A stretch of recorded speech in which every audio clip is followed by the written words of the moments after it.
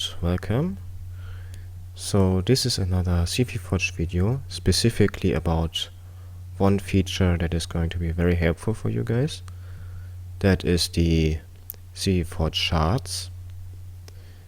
And the reason I'm bringing this up is because, for example, if you have already defined some combination of filters, so you have an idea what to do, or let's say you've used OpenCV before and already have a few modules, and you want to use these either these chains of commands or these modules in a convenient way in ImageJ, then you can use the CVForge Shards to easily do that.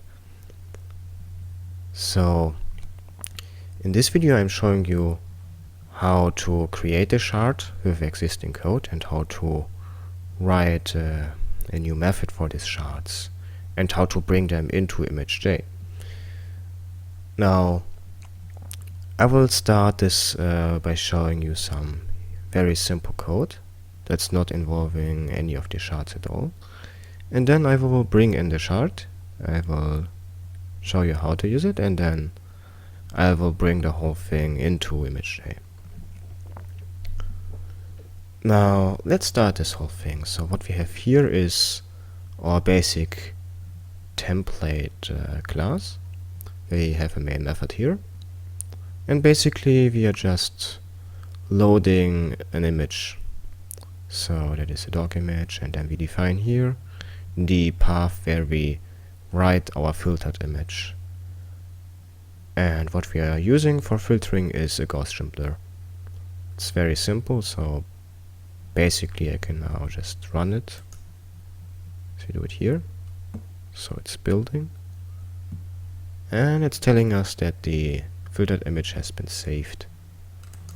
So now we have here the folder with the original image, and now here's the medium blurred version of it.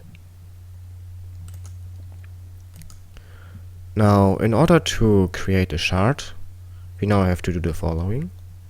So I've already prepared something here. So let's assume we have our class with static utility methods, and I've already defined here a sample that is quick delete.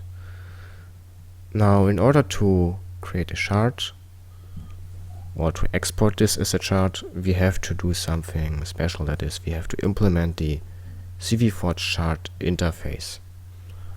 So it's a plain interface. It doesn't have any methods that you have to override. It's basically just a marker for CVForge to recognize it as a shard.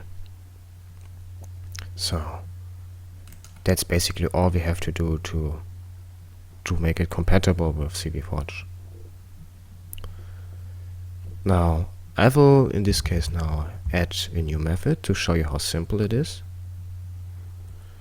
So what I'm doing now is I'm going to add difference of Gaussian filter.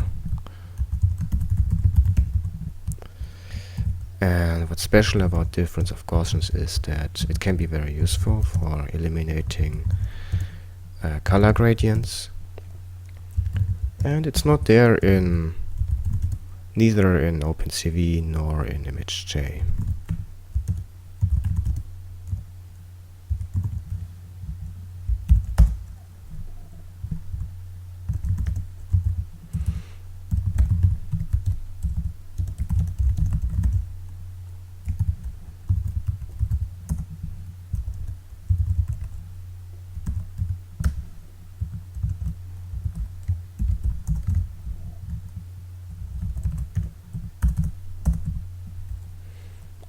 So basically what we have to do, or what we are doing here, that is we create ourselves two Gaussian blurred images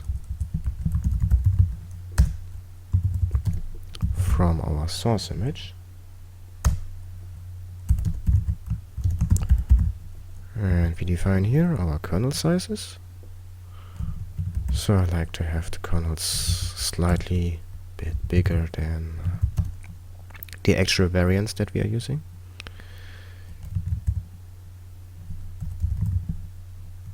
So of course we have two variances here because we are creating two Gaussian blurred versions of the image. So this is our first version, where we blur with the first variance. This is the second one here. And then we just subtract.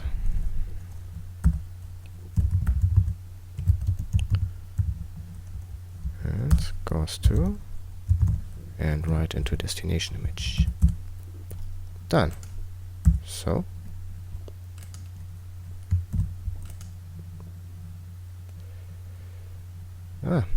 and return type void. Okay. Now let's try to call this. So we're going to shard demo. We call difference of Gaussians, source image, destination image. Say we use variances 5 and 10. And then we apply our filter.